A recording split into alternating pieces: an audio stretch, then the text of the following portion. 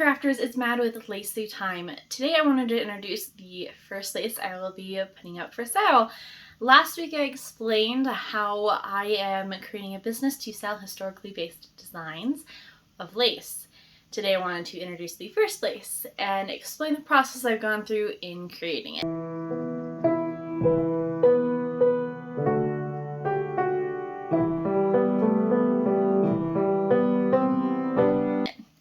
I do have props behind me, so if you see me kind of turning, it's just to grab those. So the first thing I wanted to show are the books I've used to pick out the lace designs. I have 2 books currently, and we'll probably be getting more, as well as some extant lace. The first book is Old Handmade Lace with a Dictionary of Lace. This book is really nice because it gives me both a general date as well as a size for the lace. Most of the time. Sometimes it doesn't, which makes it a little harder, but this is the book that I pulled the design I'm showing today from. The design I'm showing today is on this page, and it's this design. I really liked it. It's a lot simpler. It's a smaller lace. It's only 1.5 inches wide, and it's from the 19th century. That's the information I have on it. It's a bobbin lace, and so I put it in my computer on my digitizing software and try to make it. Now, the whole digitizing software was a completely different story that I'll be getting into in a second. The other book I have is a pictorial archive of lace designs. Now, this book is nice because it has a lot of beautiful pictures and high quality pictures, and is a little newer, but it doesn't have any dates nor sizing in it. So though it's great for inspiration, it's a little harder to digitize from. And digitizing, for those who don't know, is when you create a design for the embroidery machine that it will be stitching out. So you can digitize anything from like a basic cartoon frog to historical lace. It's my first time digitizing for this lace, so that was a huge journey. A lot of processing, like figuring out how to do so. It was a lot. But I finally figured out, at least somewhat. I had some issues with digitizing, some issues with my machine, and some issues with the thread.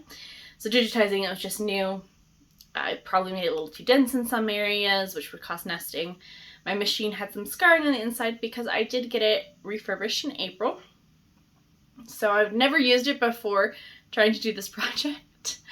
So it has some scarring inside. The first time I used it, I did break a needle, so that could have caused some of the scarring.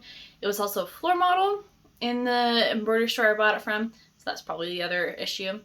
The original thread I had picked out is a natural fiber thread, cotton, and I was really excited. I wanted to do natural fiber because I wanted it as historically accurate as possible. Obviously, I had to decide not to because it just kept breaking. I will be revisiting the idea of doing natural fiber thread probably a little later on. Not right now. I just want to figure out how to get the lace out there to be sold. So, like I said, it was a process of digitizing some of it, trying it out on the machine, and seeing what happened. And so I'm going to show you a couple small designs that I did. So the first one I wanted to show is this one. Now, hopefully my camera is focusing, but it has the lattice, which is the netting in the background, has a lot of holes in it. It's not really sticking together. This right here is a huge knot because, like I said, this is nesting, so this is actually the back of it. And it kept doing that, which was a lot of fun. Here is another one. This is the natural fiber thread that I was trying with. Obviously just did not like me. I did try adding in a bottom to try and help with the frills. That did not help keep them together. They kind of like to move on their own, I found out. I was just trying a lot of different stuff to see how I could get the lattice or the back to work. These were not working for me, so I took him to the store to go through and learn how to digitize, because the store I bought it from does offer free trials, or free lessons, not trials, lessons. And so I went there to do a free lesson, and I wanted to learn about the digitizing software, because I did buy it from the same store that I bought my machine from. And when I was there, they suggested switching thread. So I was using, after the cotton was not working, I switched to a synthetic thread that I had originally bought when I bought my machine. It was black. It's a little easier to see. Again, I'm having a lot of this parting. And I tried it when I finished the bottom section, and the bottom section looks really good. I was pretty happy with that. But again, just, that's not how I want the netting to look at all. I tried putting them next to each other, which they stuck together pretty well. But again, I still was having nesting issues at this point. So the thread broke. When I went to the store, they suggested I try a cotton poly blend thread. That worked wonderfully. I really liked the cotton poly thread blend. The only issue I've had with it is the price. It's very expensive and would drive up the price of my lace too much. So that's why I didn't pick it in the end. But I wanted to show you some of the stitch outs, because this is when I really figured out how I wanted the lace to look. So here's the first. I got it so it's at least not looking like little frills, but it's very, very stretchy. Hopefully my camera's focusing.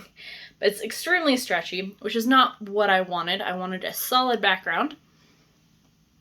And I did try it with several in a row. Again, there's a little bit of gaping right here between the little squares. Very stretchy. So I decided to try and see if I put lines through the lattice, if that would help with the stretchiness. So the next design I have, here's a little square for it. There are tiny lines right here that you can kind of see, where I put a little bit of stitching to make it so it doesn't stretch. But I still don't like how the lattice looked. It was supposed to look kind of like little squares. It just looked a little too busy. There's little dots throughout that were in the original design in the book that you can't really see. And that bugged me. I also tried putting them next to each other in the digitizing software, so they should have been right up next to each other. And there's this huge amount of gaping between the three. So that's when I decided to completely redo the lattice. I did it by hand and made it so it's more of just these little squares. I feel like the dots came out a lot better. I left in the lines, which helped stabilize it. I have hooks on these sides right here and here to help keep it connected when I have them next to each other. So stitched it out and it looked really nice, so I tried it in a row of 3. Again, looked really nice, a little thick right here where they connect, but I thought it was looking pretty good. So I decided to switch and get out the thread I was going to use. So I picked out a bobbin thread to try. It's matte, and I was hoping that because it's a similar weight to the cotton poly blend, it would stitch out better. The cotton poly blend is a smaller thread, a lighter thread than the other threads I had been using before, so I was hoping that was why I had so much success with it. So I switched to this. It kept breaking the top thread, but the bobbin thread was fine. So I decided to keep this as the bobbin thread and add in this Floriani thread as the top. The Floriani thread is just a synthetic thread that I used. It's the same as the black thread I used earlier when I was trying out. 100% polyester, but it gives the stability I need when stitching out. So I did a big stitch out, a yard long, and I generally liked it. But I didn't like how thick it would get right here and right here. It just was not very pretty. I took it to a friend to look over and see what they thought of it. They really liked it, but they did also point out the issue, again, with how thick it was. In those areas, and just about every inch, there was this huge thick line. And when she pointed it out as an issue, I started to agree. So, I had to have the lines at some points. I'll pick that up in a minute. I had to have the lines at some points because my hoop is only a 6x10. That's the largest hoop I could afford, which is a pretty big hoop.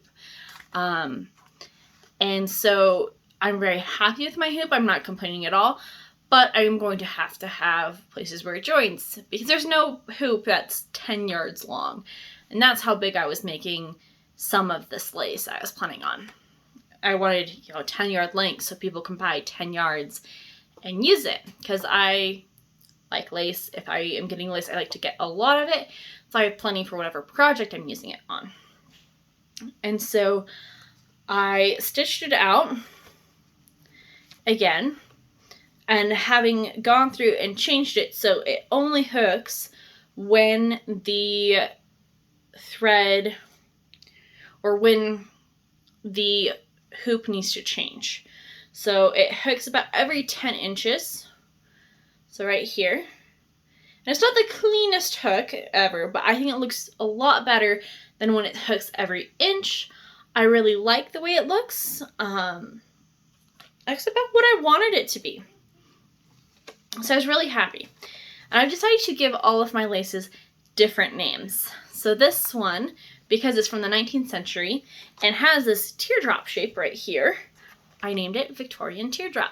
As the Victorian era is the longest era in the 19th century, and it's the Victorian era in England. I'm sure most people know that. So I am very excited to be introducing it on Etsy and be selling it there. Hopefully, as I get more lace designs, I will be creating my own website. That is my goal. But I've decided that it's taking me so much longer than I expected to be creating my first lace, let alone my second, third, or fourth laces, that I need to start selling them to hopefully kind of cover some of the costs of using all this thread and buying all this thread, but also because I do want to provide a product that's quality and that people in the costuming community can enjoy. And so I've decided to start selling it. I am selling it in 3 different lengths, a 10-yard, a 5-yard, and a 1-yard length. So if you want a lot for a big project, you can get it. If you want smaller, you can get that as well. I'm selling them in those increments too because it's just easier for me with my hoop to be able to do the long increments, and that way I have long increments already made when I do start selling. So that is the plan. I look forward to seeing you next week when I show you a different craft I tried out. Have a great day.